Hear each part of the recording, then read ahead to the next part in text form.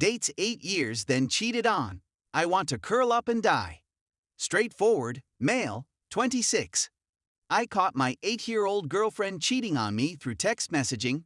She was literally passed out with phone in hand and text app with the dude up. He's a coworker and she swears she hasn't done anything other than, which I don't believe. She began her first full-time job as an LPN around 9 months ago, and she struggled to balance working full-time and having a social life. She wanted to do significantly fewer activities with friends, and she needed her days off to be spent at home watching TV and doing nothing. It also seemed to have killed her urge. I chose to be patient with her since I had begun full-time work 1.5 years before her, and the existential dread of working for a livelihood was still vivid in my mind. But things never got any better, not really. Then something strange occurred. She claims she still loves me and doesn't know why she did it, but she does feel like we stalled a little, which I agree, but I tend to put that stagnation on her as I try to get her out, and about all the time with little success. The trust has vanished. 8 years squandered. I feel completely useless. A combination of wanting to punch a hole in the wall, give her another opportunity, and want to leave in the morning. I'm not sure what to do. I've been in this situation before, but my previous ex-boyfriends and I had only dated for a few months at most. The only silver lining, which is really just bitterness, is that I earn almost twice as much as she does, and I take all of her friends with me since they've been my friends for longer than I dated her, and she only sees them when I'm around. After rereading, I see the writing has been on the walls for a while, but I don't want it to be twisted. I've been pleased with her up until now. Even though we didn't get out that frequently, I'm at a loss on what to do. I'm very heartbroken. Edit. After a rather sleepless night, I began moving my today. I contacted her many times about how she tossed away our relationship after all we'd gone through, and how I'm simply crushed. She'll be with relatives out of state this weekend, so I'll get the remainder of my stuff moved. I know I have to let her go at this point. I'm not sure how I'll feel in 5 minutes, much alone tomorrow, but I know it's all over now.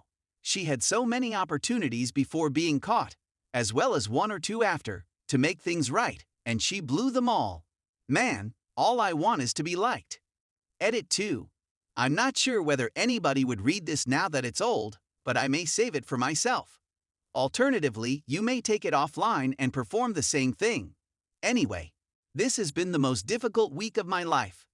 We severed it entirely when we met in person on Monday. She apologized and claimed she still loves me, but we can't be together just now. F her for being such a coward, and included the still love you line.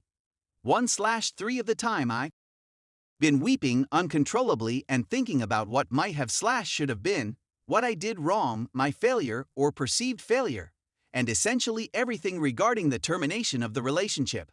Another third of the time, I honestly believe I've been lucky, and that she wasn't good for me for much longer than I'm prepared to accept. I've considered how I'm going to take action to regain control of my life, such as counseling, going to the gym, and doing things I've wanted to do for the previous 8 years. The last third is a messed up combination of shouting into the abyss that she's an awful person that I'm completely going to take back if she lets me, and that it will wreck my life. This mental process repeats itself throughout the day. Last night was the first time I slept for more than 4 hours due to an Ambien and some melatonin, just 6 hours. Work has been difficult, but I've managed to show up every day so far. I signed up for Tinder and Bumble on Monday and they were both removed today. That was a big blunder on my part. Her admitting she's no longer attracted to me is going to mess with me for a long time, I'm sure. Since then, I've seen one of my buddies every day. That has momentarily alleviated the situation. Right now, being alone is very painful. I can't bear listening to music or playing video games, 2 of my favorite escapes. Update. Here's a quick recap. After 7 years of dating, they decided to marry. She cheats, I catch her, and we split up. For a time, I lose my mind. It's the worst sensation of despair I've ever had in my life. There are no children present. 4.5 months later, about 2 weeks after the breakup, I was placed on Lexapro and Buspirone. I'm now weaning myself off Lexapro now that the main depressed symptoms have largely subsided. I've been seeing a therapist who has been quite helpful in enabling me to think more privately and sensibly about things, not only my ex, but also other relationships and life problems. I've only spoken to my ex once since we broke it off, and it was to tell her that I could owe her some highway tolls. But at this moment, I have no desire to speak to her about the breakup or anything else. I've been dating a few different folks, all of whom I've informed that I'm not looking for exclusive relationships. Dating is a lot of fun, if not a little expensive. I don't enjoy spending too much time alone with my thoughts, therefore it's kept me occupied. Also, holy sh*t, I had no idea how fantastic could be. I assumed it was an issue with me, but I'm very sure my ex was just harassed. I'll admit that I miss the sense of having my person. Just someone I can tell anything to and know they'll be there for me. A significant other, you know. I feel like I've exposed a lot of blind spots I've had and really began evaluating the requirements and expectations I need in a relationship after dating other individuals, reflecting on my relationship with my ex, and working through both of these things with my therapist. They were most certainly not being met by my ex, and they aren't all met by the folks I've been dating. I realize it will be a long journey, but I just wanted to provide an update as a ray of hope for those of you who are going through it. It will get easier. You are not to blame. You are not the issue. For the love of God, don't remain with a cheater when you can do so much better. And if nothing else, counseling is an amazing tool for getting through this really tough period. Story 2. Brother GF cheated on him. Me, Olivia *15, and my older brother, Ethan *26, are very close in their friendship. To me, he's like a father figure because of the 11 years age difference. He departed 8 years ago and is now residing in Mexico. It was also there that he met his partner, Luca *24 female, with whom he has been dating for almost 4/5 years. Since we moved into our house 4 months ago, they have been living with us, for work reasons.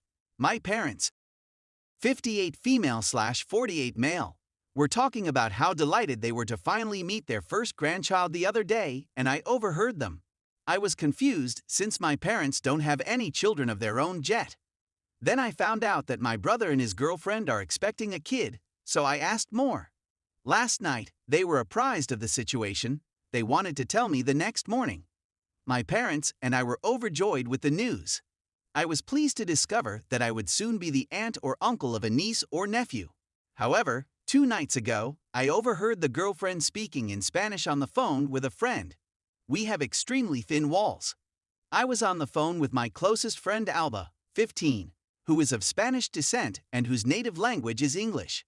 What the hell is Luca talking about? She said as she stopped me off in the midst of my thought process.